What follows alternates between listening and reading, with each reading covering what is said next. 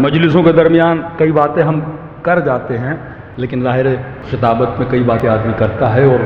اس کی تشریح پھر نہیں ہوتی، ظاہر ٹاپک الگ ہوتا ہے، بیچ میں کوئی بات آ جاتی ہے، تو اس سے غلط فہمی انسان کے ذہن میں پیدا نہ ہو کہ جھوٹ کی بات نکلی تھی تو ہم نے ایک جملہ کہا تھا کہ بندہ بیوی کو جھوٹ بول سکتا ہے۔ کسی مومن نے میسج کیا مولانا اب بیوی کو کون کون سے جھوٹ بول سکتے ہیں؟ تو مطلب ساری مجلس نہیں سنتے، جو کام کی بات ہے وہ لے لیتے ہیں۔ تو گھر سے فون آیا ہمیں، اب ظاہر ہے وہ ڈیلی ٹی وی پہ مجلس چلاتے ہیں، ہمارا بیٹا 6-7 سال کا وہ بھی دیکھتا ہے، تو کہا وہ آپ نے اس دن مجلس پڑھی والدین پہ یہ ہے کہ بچوں کی شادی جلدی کروائیں، تو میں نے کہا آج کل کے بچے اتنے تیز ہو گئے، اب پوری مجلس چھوڑ کے وہ یہ پوچھ رہا ہے بابا نے کہا شادی جلدی کرواؤ، تو آپ ہماری شادی کب جلدی کروا رہے ہیں؟ تو آج کی نسلیں بھی اتنی تیز ہو چکی ہیں، بچے بھی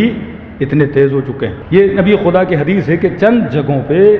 جھوٹ بولنا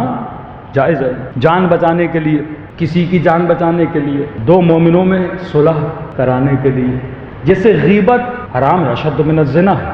لیکن چند جگہوں پہ غیبت جائز ہے۔ کیسے؟ مثلاً ایک آدمی بزنس کرنا چاہتا ہے، وہ آپ سے آ کے پوچھتا ہے بھائی مولانا کے ساتھ بزنس کر رہا ہوں، مولانا کیسے آدمی ہے؟ اب آپ کو پتہ ہے مولانا 6-7 کے پیسے کھا چکے ہیں ابھی تک، اور آپ بولو نہیں میں غیبت نہیں کرتا، بھائی تیری مرضی کر نہ کر، کہتے نہیں یہاں پہ غیبت کرنا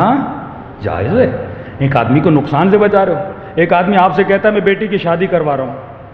فلاں لڑکا رشتہ لے کر آیا ہے، آپ کا بیٹا اس کے ساتھ پڑھتا ہے، آپ بتائیے کیسا آدمی ہے؟ آپ بولو نہیں میں تو بڑا مومن ہوں، میں غیبت نہیں حسن ظن کروں گا، بہت اچھا لڑکا ہے، تو کل اس کی شادی ہو گئی، اس بیچارے کی زندگی بیٹی کی تباہ برباد ہو گئی۔ ان مسئلوں میں جہاں بزنس کا مسئلہ ہے، رشتے کا مسئلہ ہے، کسی مومن کے نفع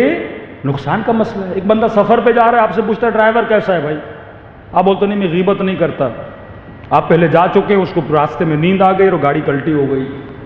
آپ بولو گے میں غیبت نہیں کرتا، وہ مومن کی تم جان لے رہے ہو، تو ایسی جگہوں پہ غیبت کی کیا ہے؟ اجازت ہے، جہاں عقل اور شرع اجازت دے۔ بالکل اسی طرح جو جھوٹ ہے، جھوٹ تو ویسے گناہ ہے، بدترین گناہوں میں شمار ہوتا ہے، معصوم فرماتے ہیں ہمارا شیعہ کبھی جھوٹ نہیں بولتا۔ بیوی کی بات آئی کہ بیوی کو کہاں جھوٹ بولا جا سکتا ہے، اب یہ نہیں کہ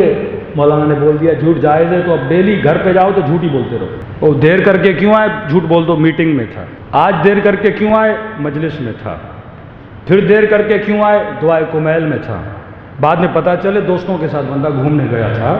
ساری شخصیت آپ کی خراب ہو جائے گی۔ جھوٹ جو بیوی سے بھی جھوٹ بولا جاتا ہے وہ بھی وہاں پر ہے جہاں پہ مثلاً میاں بیوی میں جھگڑا ہو جاتا ہے، آپ کو پتہ ہے اس بات کے بتانے سے بہت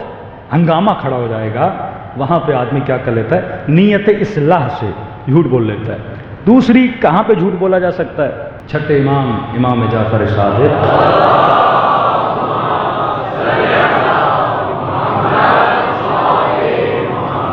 دیکھیے مرد جو ہے وہ مینیجر ہے، آپ کو گھر کا نظام چلانا ہے، ٹھیک ہے نا، عورتوں کا جو اللہ نے وجود بنایا وہ حساس ہیں،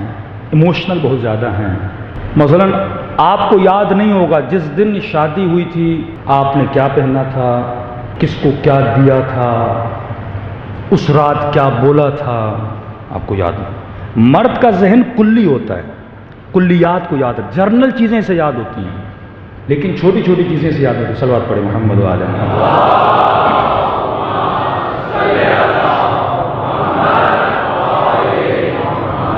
لیکن چھوٹی چھوٹی چیزیں